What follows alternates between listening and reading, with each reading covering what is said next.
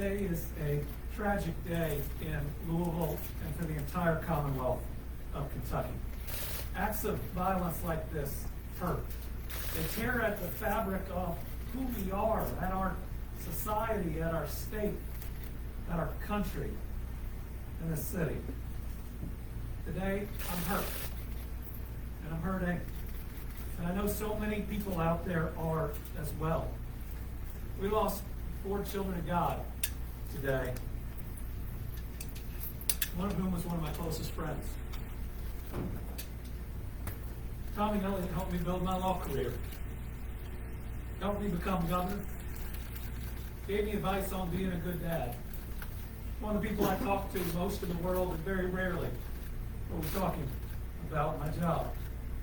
He was an incredible friend. We also lost Juliana Farmer, Jim Tuck, and Josh Barrett, each amazing people whose families grieve them, whose community will mourn and will miss them. These are irreplaceable, amazing individuals that a terrible act of violence tore from all of us.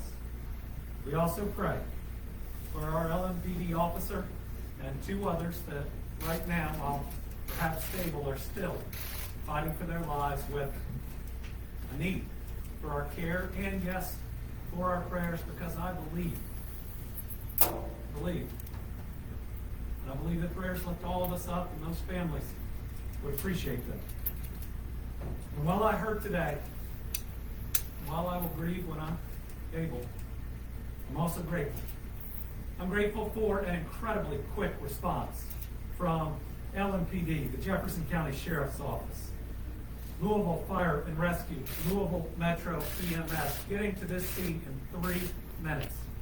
I'm convinced saved other people's lives, and I know saved 2 other of my friends.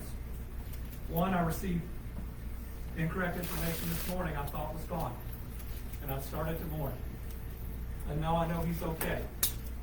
And one I got to see in the ER, that while it's going to take him a while to heal, it's so good to see my friend, see him there with his wife, and know he is still with us.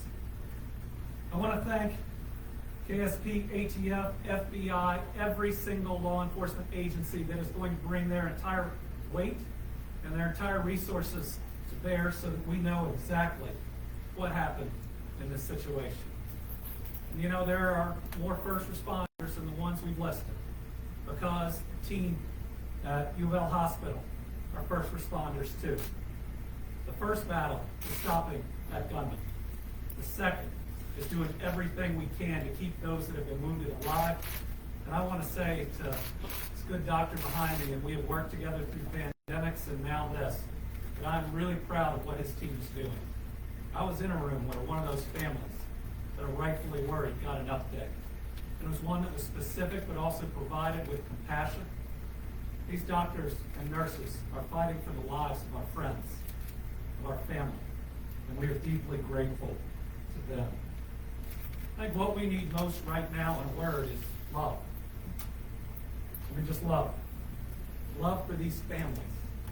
They're going to need it. I can tell you. I've talked to them. I'm very close with one of them. They are going to need that love, and we need love for each other. And it seems like we argue so much in this country, so much anger. I still believe that love and compassion and humanity can lead us to a better place. Now, this is hard. It's really hard the day after Easter. Easter is about a rebirth, a better world, one where we're all supposed to work together to get there. One that's supposed to teach us love from a Savior that came. The world fell in love with him not because of his power, but for his compassion.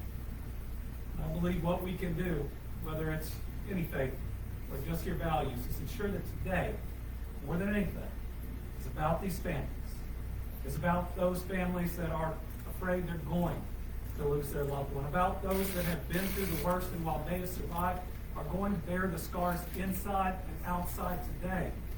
It's got to be about them and the heroic actions of everybody who responded. And yes, I know, in the days to come, we'll talk about issues.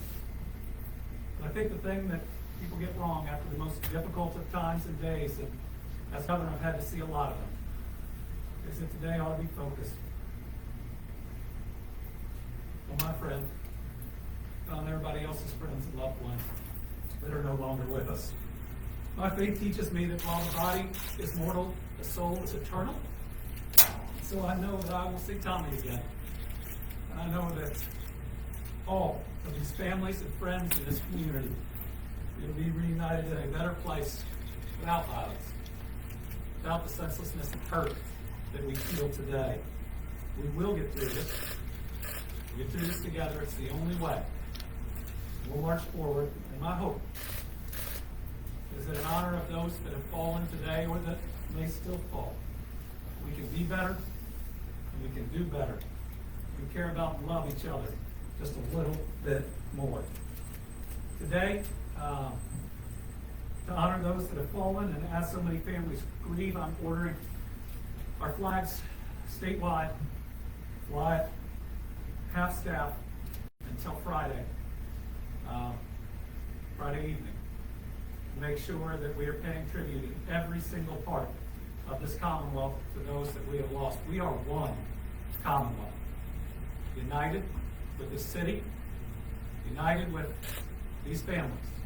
What we've had to do a lot in these last 3 years is wrap our arms around each other. And we need to do it here.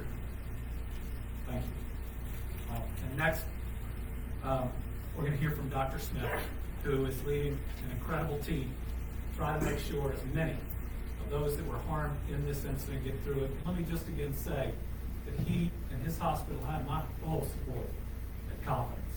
I've seen it firsthand.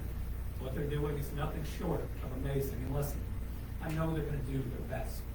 And while we don't know what that outcome can be, we ought to be appreciative of them for doing their very best.